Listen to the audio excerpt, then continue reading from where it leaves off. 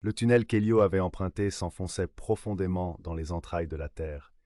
L'air y était humide, chargé d'une odeur de mousse, de pierre et de quelque chose de plus ancien encore, un parfum d'oubli.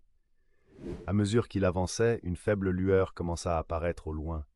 Elle n'éclairait pas, elle frémissait, vacillait comme un souvenir. Elio déboucha dans une immense caverne. Le plafond, haut comme une cathédrale, était parsemé de cristaux luisants.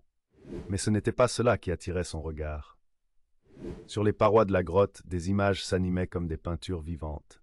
Elles bougeaient, parlaient en silence. C'étaient des souvenirs, et pas n'importe lesquels. Les siens. Il se vit enfant, riant dans les bras de sa mère. Il se vit courir sous la pluie, tomber, se relever. Il revécut les soirs sans dîner, les hivers sans feu. Il vit son père partir un matin sans jamais revenir, et le silence lourd qui s'était installé depuis. Mais il vit aussi des souvenirs qu'il avait oubliés. Le sourire de la vieille voisine qui lui offrait parfois une pomme.